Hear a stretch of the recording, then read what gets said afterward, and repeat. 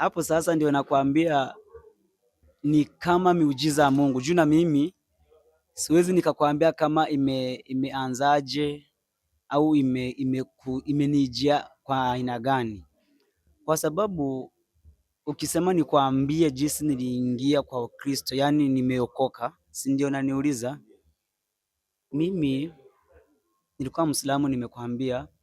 Alafu hapo nilitoka katika nchi yetu ya Burundi, juu mimi nilikuwa mtu wa kutembea. Sijakukata kauli, nataka watazamaji wetu waweze kuelewa ni kitu gani unachokisema. Hapo akaniombea, akaniambia mimi nitakujenga au nitakulea nikufanye kitu, hata ukiachana na mimi uwe mtu ambayo utakuwa kielelezo cha watu wengine. Nikasema asante. Ndio akaniombea. Ni story ndefu sana.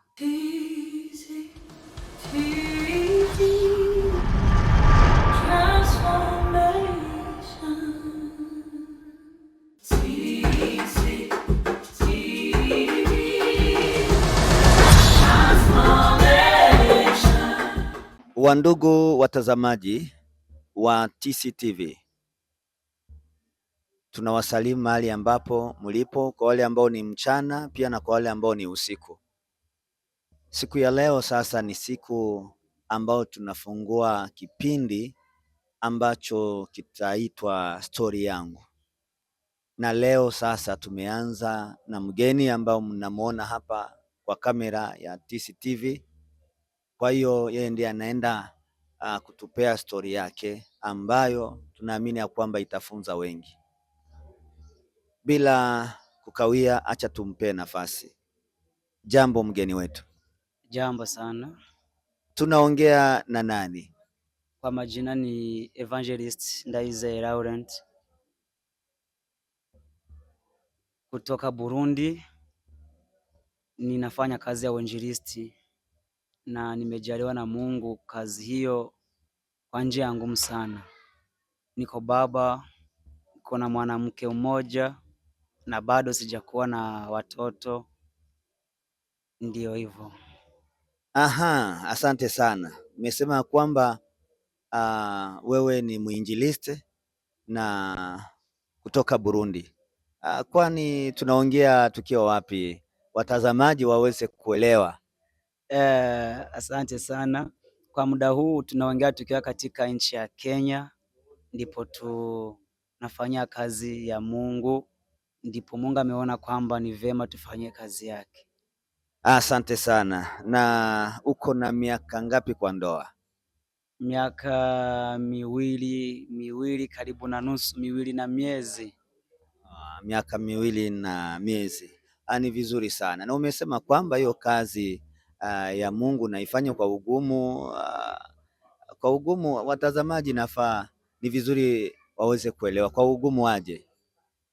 Naweza nikasema ni kwa ugumu kwa sababu watu wengi wanaweza tu wakaniona kwa muda huu nikiwa kwenye TV, nikiwa kwenye kamera, wanasikia tu ni evangelist au ni mtumishi wa Mungu, lakini ili nifike mahali hapa kuna mengi niliyoyapitia. Juu wokovu wangu ulitoka mbali sana.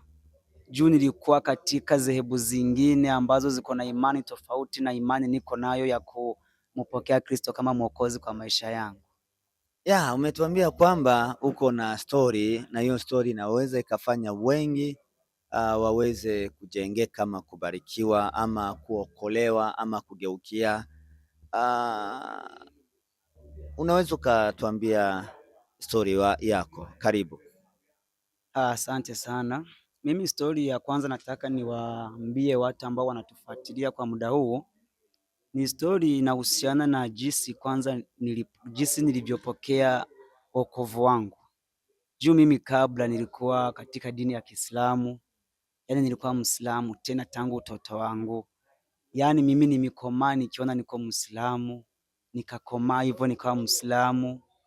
Lakini baada ya hapo nilikuwa na miaka 20, karibu 20, 19, 20 au 19 hapo, 19 karibu 20, ndipo Mungu akanijalia nikaokoka. Lakini hiyo kuokoka sasa ndio ndio njia ndefu. Mimi kwa mpango yangu niko na mpango kama nitaandika kitabu kwanza kwa hiyo story, lakini kwa watu wanatufuatilia wamebahatika kupata hii story kabla ya hicho kitabu, kwa sababu hata niwe na miaka 80 nitaandika kitabu ya story hiyo, juu ni story ndefu tena inaweza kusaidia watu. Juu kwa muda huu watu ukiwaambia wokovu, watu wengi hawaelewi, au ukiwaambia wokovu, yani kuna pepo nyingine, naweza nikasema ni pepo shetani aliyoileta katika nafsi za watu, katika akili na mawazo za watu. Wanakuambia kwamba kuna wokovu, wokovu ya kisasa hakuna, ni uongo.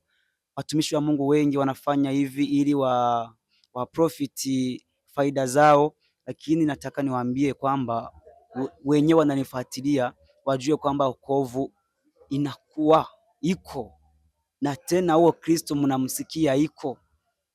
Mimi kuwa nimekaa hapa mbele zenu kwa kamera si vitu ambavyo vimejileta, au kuwa ninaitwa evangelist si vitu ambavyo vimetokea kama accident. Hapana, yani ni vitu naweza nikasema ni mpango wa Mungu. Juu mimi nilikuwa katika watu ambao wanaochukia Wakristo. Mimi nilikuwa nachukia Wakristo. Katika marafiki yangu nilikuwa sina hata rafiki hata mmoja Mkristo. Juu nilikuwa nawakataa sana. Nilikuwa najua kwamba Wakristo si watu wa kushiriki nao au ya kuwa marafiki nao, lakini baadaye Mungu akatenda miujiza yake kwa njia zake, ikapitia kwa njia mimi siwezi nikaelewa. Kabla ya kufika huko, umetueleza kwamba wewe ulikuwa ni Muislamu, na sababu gani ilifanya uweze kubadilisha dini? Hapo sasa ndio nakwambia ni kama miujiza ya Mungu. Juu na mimi siwezi nikakwambia kama imeanzaje au imenijia kwa aina gani, kwa sababu ukisema nikwambie jinsi niliingia kwa Ukristo, yani nimeokoka, si ndio? Naniuliza mimi nilikuwa Muislamu, nimekwambia. Alafu hapo nilitoka katika nchi yetu ya Burundi, juu mimi nilikuwa mtu wa kutembea. Sijakukata kauli, nataka watazamaji wetu waweze kuelewa ni kitu gani unachokisema. Kweli wewe ulikuwa Muislamu ama ulikuwa ni yule Muislamu wa laidi? Unajua kuna wale wakati wa laidi wanavaa kanzu, ama ulikuwa ni yule wa dini ule kabisa Muislamu? Hapana, mimi nilikuwa Muislamu wa kweli. Juu mimi nakwambia, mimi nimekomalia kwa Uislamu, nikakuwa nikiwa Muislamu, tena nikasoma dini ya Kiislamu, na nilikuwa nafundisha wengine watoto chini yangu mambo ya Kiislamu. Tuendelee sasa na story. Watazamaji wapenzi, umesikia kwamba huyu alikuwa si yule Muislamu wa kuvaa kanzu wakati wa laidi, wanaenda kufinya huko mchele. Jamani, huyu alikuwa ni Muislamu. Sasa anataka kutupea story ya sababu iliyomfanya yeye atoke huko kwa Uislamu. Karibu. Okay. Mimi nimekwambia hata nilikuwa mdogo sana, nilikuwa na mtu ako na nia ya kutembea sana. Unajua nyumbani ni Burundi, lakini mimi nilikuwa napenda kutembea, mara Rwanda, mara Kongo, Uganda, Tanzania. Sasa kabla sijaokoka, kulikuja mtu akaniambia wewe, tena alikuwa si nabii, akaniambia wewe utaokoka. Nikamwambia nitaokokaje? Nikamwambia kwanza, wewe uko na wazimu. Nikamwambia wewe hauko sawa, kama ni vyenye amekutuma achana navyo. Akaniambia hata uniambie vibaya, utaokoka, ujue kama utaokoka. Hapo kwanza sikujali hiyo, nikaachana naye nikaenda. Wakati sasa katika hizo safari zangu za kutembea, yani nilikuwa ninaishi katika nchi ya Kongo. Hapo katika hiyo nchi ya Kongo nikapata ajali kama accident, nikaumia kwa mguu wangu kaumia sana, nikapata kidonda kikubwa sana. Sijakukata kauli. Hiyo ajali, umegongwa na gari, ni risasi, ni ni uvimbe. Inafaa watazamaji wetu waweze kuelewa ni kitu gani unachokisema. Labda wanaweza wakafikiria ni nyoka imekuuma, ni ajali gani umepata? Si mnajua katika nchi ya Kongo kunakuwa mambo mengi ya kivita vita hivi, yaani tumeangukia katika mtego wa wanyanyasi, ndio nikapigwa risasi kwa mguu wakati wanapola risasi. Wakati niingia mimi nimejihisi kama nimekufa juu nimeaga wenye tulikuwa tunachangia safari, nikawaambia mimi hivi, yani maisha nasimamia hapa, na nyinyi kama mtabarikiwa sawa, muende salama na muishi kwa amani, lakini mimi hivi maisha yangu naishi hapa. Kwa hiyo sasa tunaongea na mtu ambaye alikufa na akafufuka jamani. Aha. Ni kama hivyo, lakini hapa unanifanyisha makosa juu mimi nilikuwa sijapanga kutoa hii ushuhuda kama si kwa kitabu. Nilikuwa nimepanga kama nitakuja kuandika kitabu ndio itakuwa na hii ushuhuda yote kwa, yani ili niambie watu kila ukweli, lakini watu wengi walikuwa wananiuliza, sasa unatuambia kama uliokoka kwa sababu umepata ugonjwa, ni ugonjwa gani? Nilikuwa sijaambia mtu yoyote. Sasa watazamaji wapenzi, wakati ndio huyu wa kujua undani wa stori ya ndugu huyu. Sawa, tuendelee sasa. Hiyo ndio ambayo ilifanya uweze kutoka kwa dini ya Islamu ama imekuwaje? Naweza nikasema ni hiyo imetuma, kwa sababu wakati nilipata hiyo kidonda niliingia kwa nyumba juu unajua kuna wakati unajua Kongo kuna kuwa wa daktari wengi, watu wengi wanasomea udaktari sana. Sasa kuna kuwa daktari alikuwa na nitibu, alikuwa anakuja kunitibia nyumbani, si kuenda hosi au kwa hospitalini, nilikuwa na lala nyumbani, ndio nilikuwa nagonjea. Alafu o daktari alikuwa ananitibu, alikuwa anakuja asubuhi na jioni kuona jinsi ninavyoendelea. Alinijibu wiki mzima akinipaka dawa na kufunika, kisha narudi anafunua na pangusa na nipaka dawa, nafanya kila kitu. Wiki mzima ikaisha bila sijapata mabadiliko hata kidogo. Na hao ni daktari wa kienyeji ama wa kizungu? Wa kizungu, daktari wa kizungu. Hapo sasa ndio kukatokea, usikie, ndio maana nimekwambia kwamba ni miujiza ya Mungu amependa niokoke. Kukatokea mtu alikuwa ni rafiki yangu akaniambia, sasa brada yangu, hii kidonda uko nayo wanakutibu hizi siku zote takriban siku 7 au 8, hii si ugonjwa kawaida. Ukikuja kwa maombi, kwa chumba cha maombi wa kuombea unaweza kupona. Nikamwambia wewe uko na shida kwa akili yako. Juu mimi nilikuwa ninajua kama hata Mungu anasema kama anaponya. Nilikuwa nasema huyu Mungu anaponya mapepo au ugonjwa mwingine. Nilikuwa siamini kama anaweza katibu vidonda. Nikamwambia wewe uko na akili sawa sawa, unaweza kaniambiaje kama nikiingia kwa chumba cha maombi naweza kaniponya kidonda? Ndio akaniambia, lakini hata usisikie hivi, ukikuja kwa maombi utaona mabadiliko kwa magonjwa yako. Nikapinga kabisa. Wiki nyingine ya pili ikaingia nikiwa na hiyo ugonjwa. Yaani naweza nikakwambia ilikuwa ni ugonjwa yenye si sahihi. Juu nilikosa kukatwa mguu. Juu nilikuwa sifanye kitu yoyote kwa mguu moja. Juu nilikuwa nimeteseka sana. Juu nilikuwa nimeteswa sana. Hiyo kidonda ilikuwa ni kubwa sana. Tena unajua hapa kwa Rigoti kunakuwa mahali pabaya. Wakati niliingia kwa chumba cha maombi, juu nyuma nimekuja nikakubali. Nikasema acha niende nikapime hii imani ya Wakristo. Nione. Juu nilikuwa tu nalala huko nyumbani, nasoma tu zile madua nini, naomba dua kawaida, nasoma dua, nafanya nini. Hata wakati wa kusali ukifika, juu nilikuwa siwezi kusali juu ya ile kidonda. Nilikuwa tu naomba tu kawaida hapo, nasoma dua, naomba Mungu niponye nini. Lakini nyuma nikasema hapana. Acha nikajaribu, huyu Mungu wanasema kama naponya. Sasa bila kukata kauli, hiyo ni ajali ya risasi. Sasa risasi na maombi na dua vinaendana aje wakati kulikuwa na osi hapo, ama ilikuwa ni msituni? Ilikuwa, si unaona mimi nimekwambia nilikuwa na daktari alikuwa ananitibia nyumbani, lakini wakati alikuwa anamaliza kunitibu nilikuwa tu nashika muda wa kuomba. Juu walikuwa wameniambia Mungu anaponya. Wale wa Kristo ndio walikuwa wameniambia. Nikasema huyu anaweza kuwa anajua Mungu wao ndiye anaponya, lakini na mimi juu najua imani yangu ya Kiislamu Mungu wetu anaponya pia. Acha niombe sasa ule Mungu na mimi aniponye.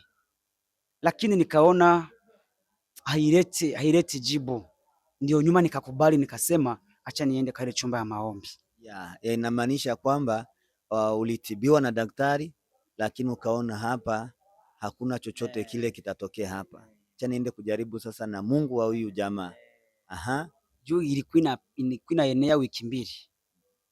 Wiki mbili zilikuwa zinaenea sijapona, sijapata hata nafuu kidogo. Ndio ilikuwa Uvira, ilikuwa Kongo Uvira.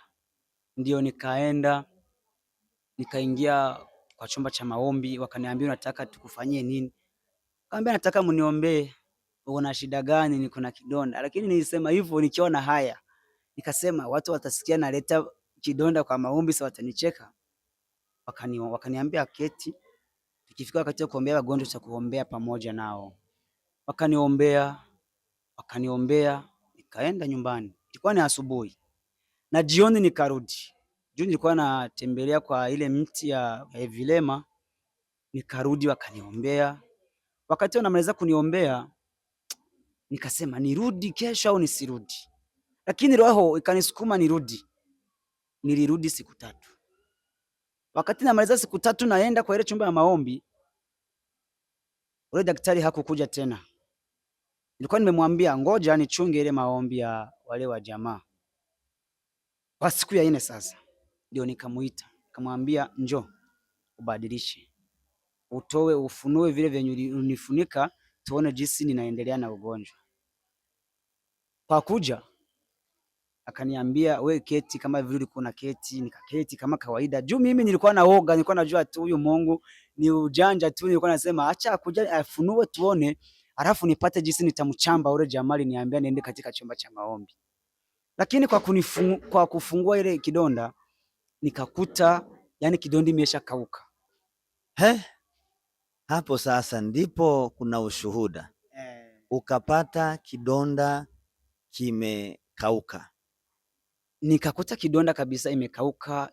Walikuwa wamenifunga uzi 5 kwa kunifuma ile wanakushona na uzi. Nilikuwa nimeshonewa na uzi 5. Nikakuta 3 zimetoka. 3 zimetoka. Wakati alikuwa ananifunua anatoa vile wanafunga kwa kidonda ndio zimetoka, kukabaki uzi 2. Na haujasikia mtu anatoa uzi hizo? Ulifungua tu na ukapata zimetoka. Zikatokana na vile vyenye wanafunua juu. Sasa ndio kwanza nikasikia roho inashtuka. Nikasema huyu Mungu ni wa kweli au jamaa wanatuambia ni Mungu kumbe wana utaalamu wengine wanatumia. Ndio nikawaambia mnisimamishe nijisikie.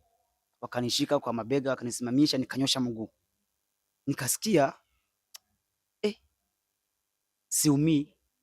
Nikasikia niko sawa, lakini juu ya mwili ulikuwa na siku nyingi haufanye kazi, nilikuwa tu natetemeka kwa mguu, lakini nilikuwa sisikie maumivu, nilikuwa sisikie chochote. Alafu nyuma hapo ndio nikasema kumbe huyu Mungu anaponya. Nikasema hapa huyu Mungu sasa acha nimfuate. Sasa umepatwa na ajali.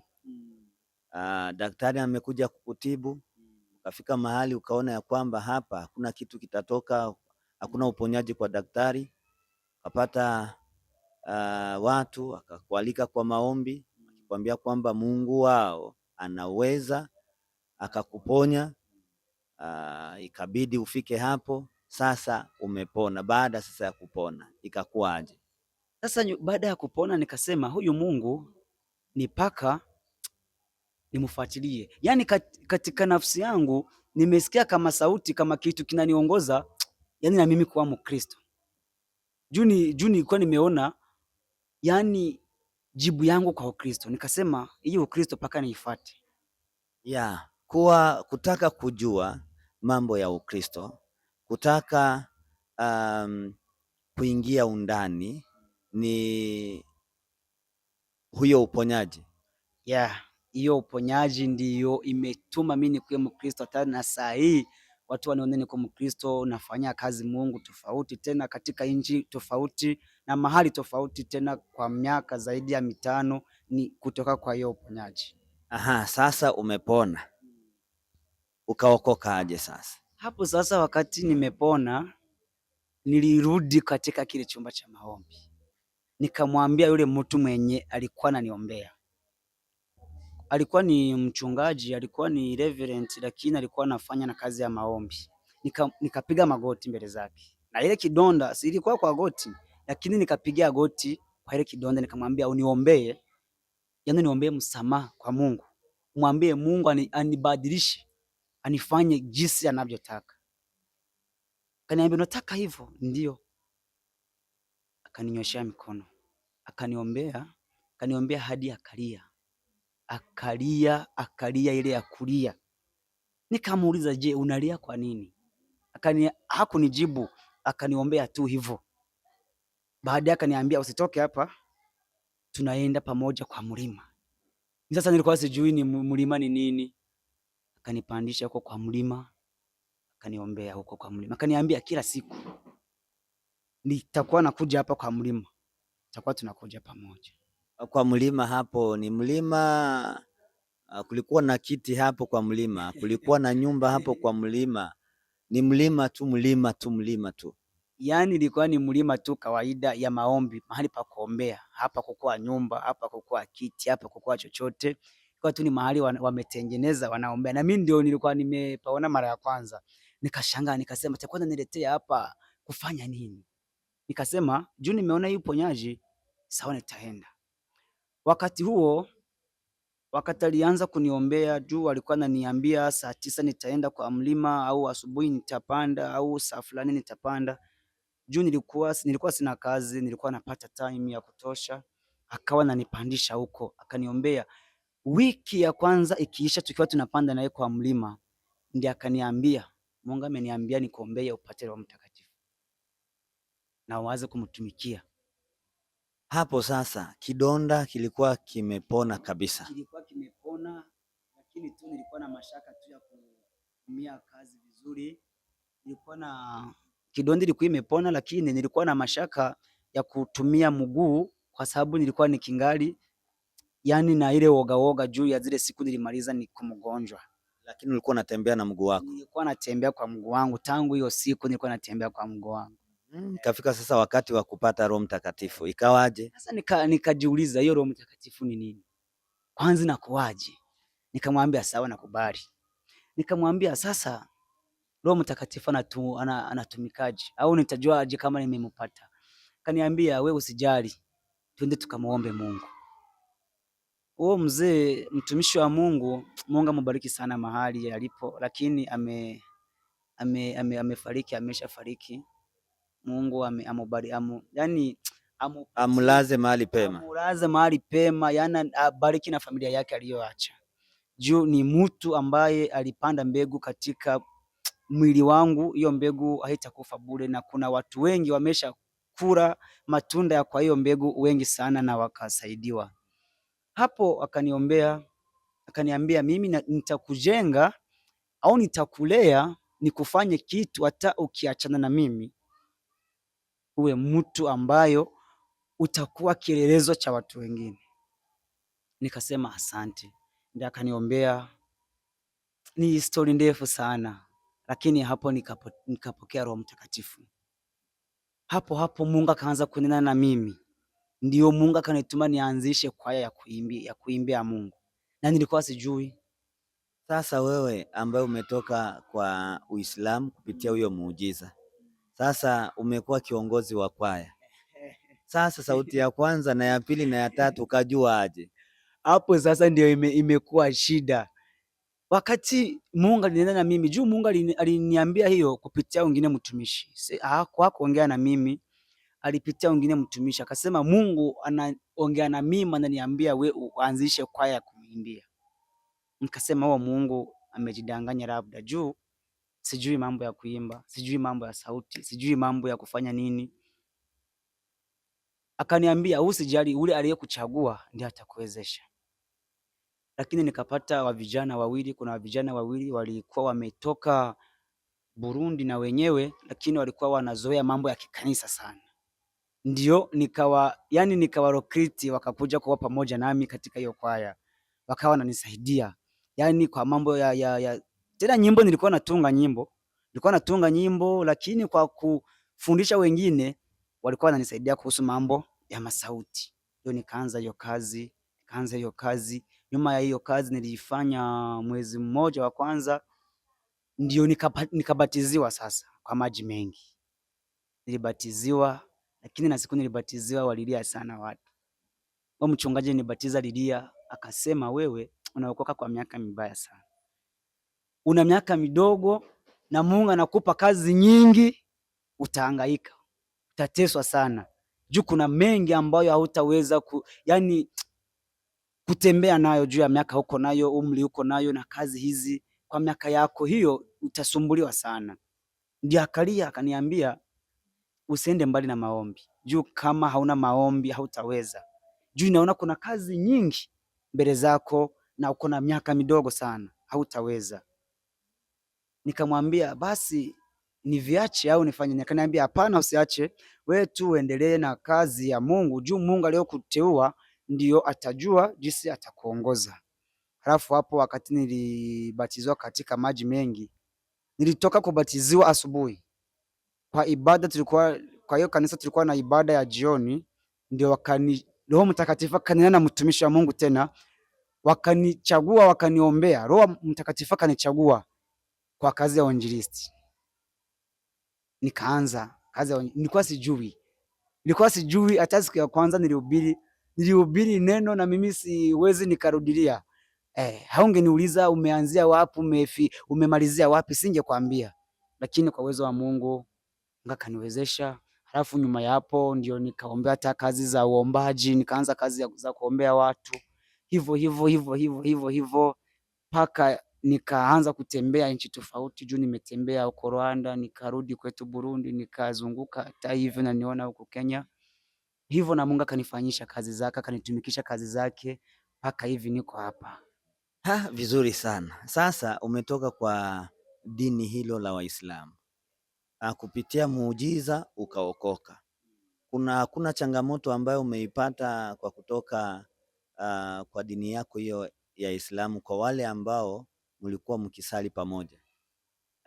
Changamoto hawezi kakosa juu hata watu wengi kama mimi, mzazi wangu wa kidini, hata na marafiki wangu wengi hivi, hata kwa simu hatuwezi tukaongea, hata na nyumbani siwezi, hata na maji siwezi nikaomba kwao juu wameniona vibaya, kanichukia. Lakini mimi sikuwachukia juu mimi nimefurahishwa na kazi niliyochaguliwa.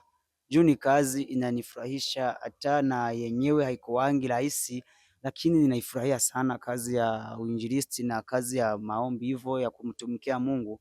Ni kazi si rahisi, lakini naifurahia sana. Lakini changamoto ilitokea. Kwanza wakati nilianza hiyo kazi sijaishi tena mahali ambapo nilikomalia. Juu nimeona kwamba itaniletea shida, nikahama nikaenda kuishi mahali pengine mpaka nikuje huko. Shida ambayo umeona ikakufanya uweze kuhama nyumbani, mahali ambapo ulikuwa unatamani kupaishi, sababu ya kubadilisha dini ikabidi uhame, hiyo sababu ni gani? Sababu ni nyingi. Juu naona ukiishi katika watu ambao hawaamini imani yako, ile imani yako inarudi nyuma. Na unajua kuna story moja, na Kristo amekataa kuponya watu wakati walikuwa wamempinga wa Yudaya wa kwao. Bible inatuambia kama aliombea watu wadogo tu, akawaombea kwa wagonjwa wadogo, lakini hakufanya miujiza au ishara zozote juu ya watu walikuwa nao, aliona hawamwamini. Sasa na mimi nikaona hizi kazi za Mungu amenichagulia, nikiendelea kuishi hapa zitarudi nyuma au nijikute nimerudi pale pale. Sasa umetoka huko Kongo, umerudi nyumbani Burundi, na sasa huko hapa Kenya. Kenya sasa umekuja kwa huduma ama umekuja kimaisha? Tuambie. Sasa mimi hapa Kenya naweza nikasema nimekuja kwa huduma. Juu mimi wakati nilikuja huku nilikuwa sijui ninakuja kufanya nini, lakini tu nimesikia kitu kinaniforce nikuje huku. Juu mimi nilikuwa nazoea mambo ya kufanya kazi. Juu mimi kusema nimeishi Burundi au Burundi ndio nyumbani, lakini nyumbani wakati niokoke sikupaishi sana. Nilikuwa Burundi, Rwanda, Kongo au kuzunguka tu hivyo, kwa sababu nilikuwa najisikia Roho wa Mungu alikuwa ananiongoza kutoka. Nilikuwa siwezi kukaa nyumbani nikae.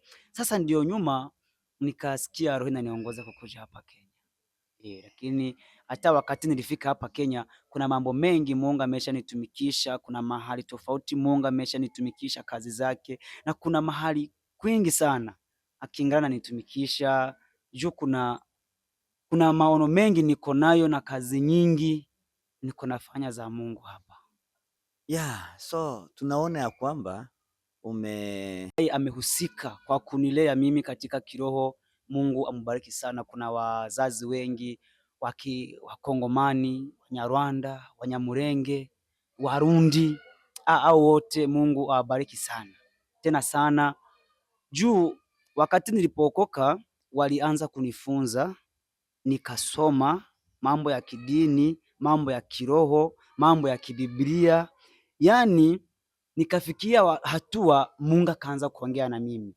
Mengi nimeyajua kupitia maono Mungu alienda kinionyesha. Ndio maana naweza nikakwambia si miujiza tu peke yake, kuna kile Mungu alichoongea na mimi.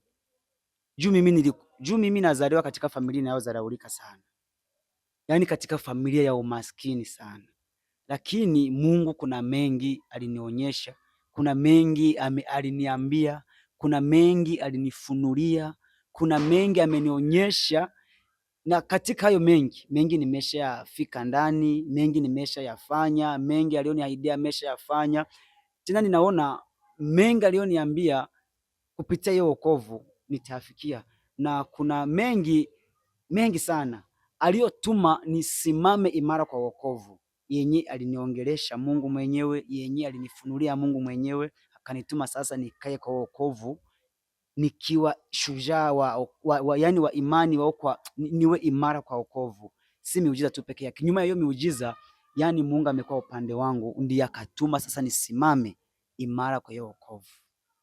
Watazamaji wetu wapenzi, mmesikia stori ya ndugu huyu.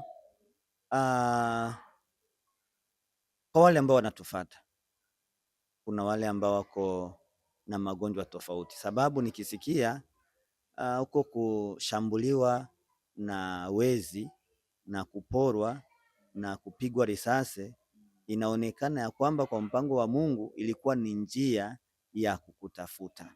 So sahii, na kwa wale ambao wanatutafuta, labda kuna wale ambao kuna shida kama hizo zako, labda ni magonjwa daktari wameshindwa, labda ni majipu, shida tofauti. So unaweza ukawaambia nini? So hao chenye naweza nikawaambia kwanza, chenye mimi nimegundua, shida zote hatungekuwa tunaziita shida au vikwazo. Kila kikwazo yani si kikwazo tu kawaida, kuna kikwazo cha ajibu. Yani naweza nikasema kuna kikwazo cha baraka kwanza. Juu mimi nimeona ya kwamba hiyo shida nimepata ni kama kitu Mungu alikuwa tu amefanya tu kama tu sababu ya kunisogeza kwake. Juu kama haingekuwa hivyo singeokoka kweli, singeokoka. Sasa wale wengi ambao, kuna watu wengi wanapata shida, au kuna watu wengi wako katika shida na wanadanganywa na watu, ukienda kwa mganga huko, kwa wafumu huko, au ukifanya hivi na hivi, au ukifanya hivi na hivi. Mimi chenye naweza nikawaambia, hakuna msaada mwingine katika shida au katika maisha. Msaada ambao unastahili kutusaidia au kututoa katika shida tofauti ni Yesu tu, ni Mungu, ni Mungu.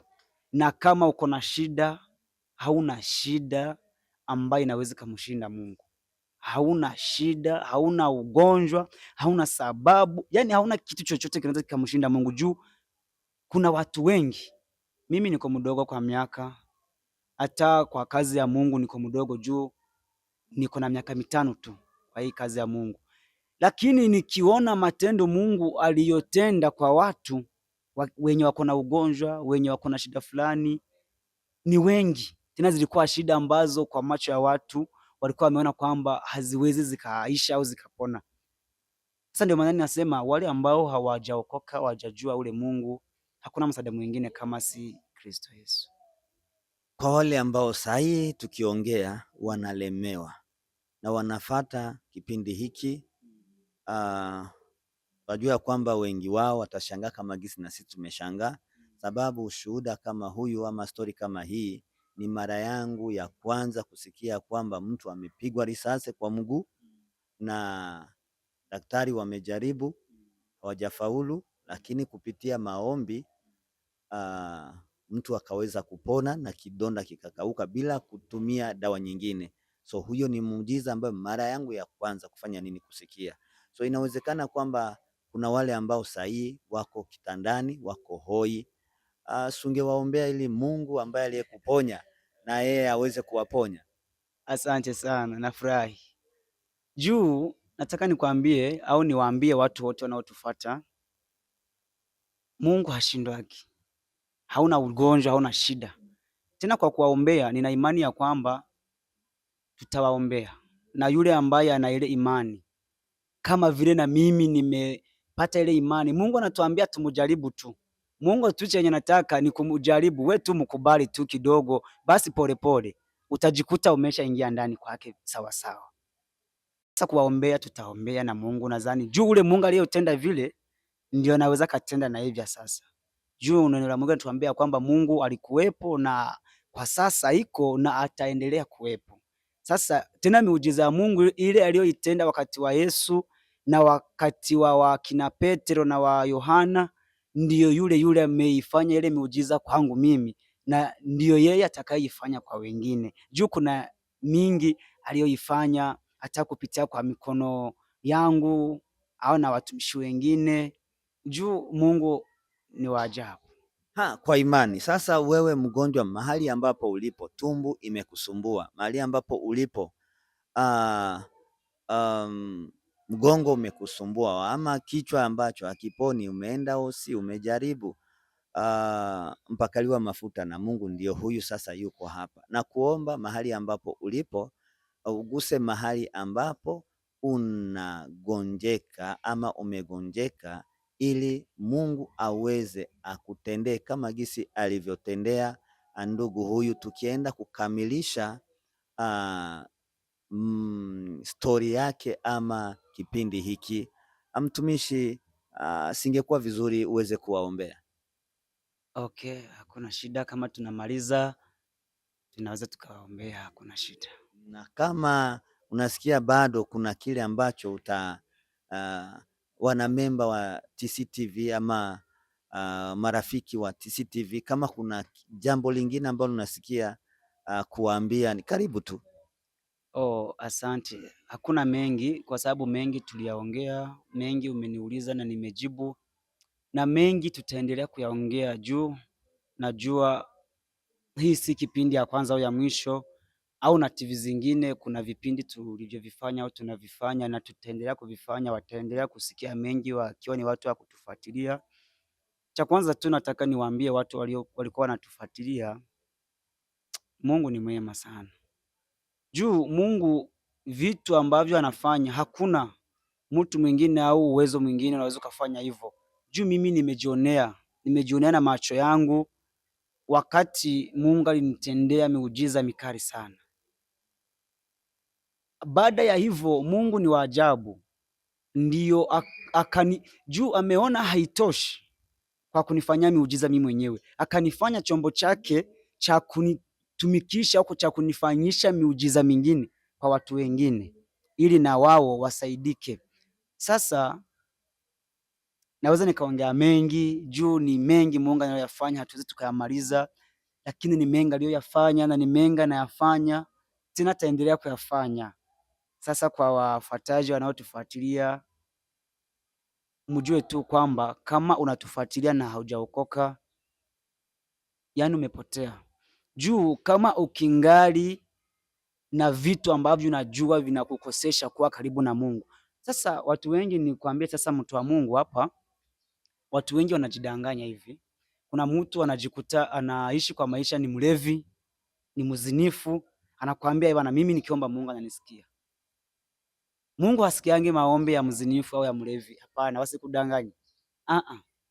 Hata usione kama unaomba kitu kinafanyika uzani ni wewe Mungu amesikia. Hapana. Ila tu kuna maombi watu wa Mungu katika makanisa tofauti wanaomba wakiombea watu wote kwa ujumla. Zile maombi ndio zinafikia kwa wale watu wote watenda dhambi na wanadhani kwamba ndio Mungu amewasikia. Kumbe Mungu hasikiangi mtu mwenye dhambi. Hapana. Sasa chenye nadhani nikamalizia kwa kuambia, kama hujaokoka, kama hujampokea Kristo kama Mwokozi wako, unaweza kuwa Muislamu kama mimi hapa zamani.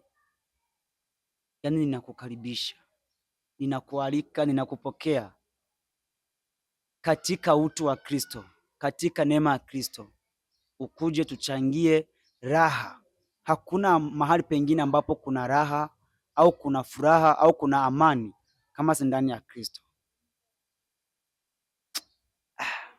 Mimi nafurahi sana kwanza nikijisikia kama niko Mkristo na kujisikia kama Mungu amenichagua, ameniokoa alafu akanichagua nimfanyie kazi.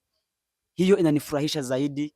Sasa naweza nikaomba mtu yeyote ambaye anatufuatilia na yeye akaribie. Kuna watumishi wa Mungu au wachungaji wako karibu na wewe, unaweza ukawasogelea ili wakusaidie, wakuombee na wewe uokoke, upate huo wokovu na sisi tuliopata. Hizi ushuhuda tunazozitoa kwa sasa na wewe uzitoe kesho. Na kama unaona wa karibu yako hakuna anaweza akakusaidia, unaweza ukatutafuta sisi, si ndio? Anaweza katupata. Unaweza ukatusaidia. Nadhani kuna address wanaziweka kwenye screen, unaweza ukatafuta hapo kwa hizo address. Watu wa Mungu watakusaidia. Hata isiwe ni mimi, utakuta ni mimi umepigia, hata yeyote utakayopigia atakusaidia tena, na Mungu atatenda miujiza kwako. Naweza nikasema hiyo ndio naweza nikamalizia hiyo. Karibu kwa maombi kwa hao wagonjwa. Okay, asante. Acha tuombe. Mungu, tunaenda kuomba kwa wale wote wanaotufuatilia. Wewe unaotufuatilia ukiwa nyumbani kwako, wewe unaotufuatilia ukiwa kwa kazi zako kama biashara au kazi nyingine, au kama uko driver, au kama uko kwenye hospitalini, kama una magonjwa tofauti, au kama una shida yoyote kama hitaji na kuelemea na inayokusumbua, umejaribu kupitia uwezo wa mwanadamu au uwezo wa kibinadamu lakini imeshindikana. Naweza kuwa ni shida fulani ya kitu na hitaji ya mahali unataka kufika lakini imekataa, au ni ugonjwa umejaribu kujitibisha lakini imekataa. Lakini nataka nikwambie Mungu wetu anaponya. Kama ni ugonjwa unayoonekana kwa macho, ninakuomba uguse hapo. Kama ni kwa kidonda, kama ni kwa uvimbe, kama ni mahali unasikia unaumia, kama ni mahali unasikia maumivu, uguse hapo. Na kuna wengine wanatufuatilia, ninajua ni wamama ambao wamekosa uzao, wamekosa neema ya Mungu ya kupata mtoto. Unaweza ukagusa kwa tumbo yako na imani yako yote. Ninajua tena nina imani ya kwamba Mungu aliotendea wengine na wacha kutendea, na Mungu anaotendea wengine kila siku. Na wewe kwa muda huu ametaka ufuatilie kipindi kama na hiki ili kikusaidie, ili na wewe usaidiwe, ili na wewe upate ile uponyaji na upate ile miujiza inayofika kwa wengine na wewe ikufikie. Karibu kwa maombi, tuombe. Katika jina la Yesu Kristo, katika jina la Yesu lenye nguvu, katika jina la Yesu lenye mamlaka, Mungu tunakuita katika jina lako Bwana. Mungu ulisema ya kwamba kile tutakachokiomba katika jina lako ya kwamba utakitenda. Na wakati ulipoaga wanafunzi wako uliwaambia wakati watakuwa wakiomba kwa kuamini jina lako watatenda miujiza zaidi ya ile ulioifanya. Mungu mweza yote, Kristo mwenye nguvu, tunakualika mahali hapa, tunakiri uwezo wako wa mbingu. tunakiri mamlaka yako ya uponyaji, tunakiri uwezo wako wa miujiza, tunakiri uwezo wako wa ishara. Mungu zishuke mahali hapa, ufike kwa huyu mtu ambaye aliyogusa mahali anapoumia, huyu mtu anayegusa mahali anapoumia, huyu mtu anayegusa mahali anaposikia ugonjwa, huyu mtu anapogusa mahali anaposikia akigonjweka. Mungu ninakuomba Bwana, ninakuomba Kristo, kwa neema yako, kwa uwezo wako, huyu mama ambaye amekosa uzao, ambaye amegusa, ambaye amekubali kugusa kwenye tumbo lake, Mungu ninaomba ushushe baraka na uwezo wako, kama vile ulivyombariki Sara, kama vile ulivyosikia na ukaona imani ya Anna na ukambariki kupata mtoto wake Samueli. Mungu ninakuomba kwa uwezo wako, ushushe ule uwezo wako Bwana, ushushe mamlaka yako katika saa kama na hii, katika muda kama na huyu mtu akanatizama video kama na hii. Mungu, miujiza ionekane kwa familia yake, miujiza ionekane kwa nyumba yake, miujiza ionekane kwa kazi zake, miujiza ionekane kwa ugonjwa wake, miujiza ionekane kwa familia yake. Mungu ninakuomba, yule akona siku nyingi akiombea kazi Bwana, ule ana siku nyingi akiombea pesa za kulipa nyumba, ule ana siku nyingi akiombea pesa za tiketi, ana safari lakini amekosa tiketi au pesa za kununua vitambulisho. Mungu, kuna watu wengi wako na shida na hitaji tofauti. Mungu ninakuomba kwa uwezo wako, ninakuomba kwa nguvu zako. Mungu ushushe nguvu na moto wako Bwana, moto wako uchome na uteketeze kile chochote ambacho kiko kombo na mapenzi yako, ili kutendeke Mungu kile chochote ambacho kinaostahili kwa uwezo wako na mapenzi yako Bwana, kwa maana ninaamini na nina imani ya kwamba we ni Mungu unaosikia hiki ninachokiomba kwa huyu mtu, hiki ninachokiombea huyu mtu Mungu anayotufuatilia. Nina imani ya kwamba Mungu unaenda kukifanya na kukitenda. Ninakuomba kwa machache, maana nina imani ya kwamba Mungu anatenda kwa bure, na kuomba ni kwetu ila kutenda ni kwako. Ni katika jina lako Yesu ninakuomba nikiamini, amen. Asante sana mgeni wetu, pia asante sana na kwa watazamaji ambao wanafata kipindi hiki na wale ambao watakaokifata. So ukiwa na jambo ambalo unataka kuuliza ama kutueleza, utaandika hapo kwa comment. Asante sana. Ilikuwa ni TC TV. Mbarikiwe sana.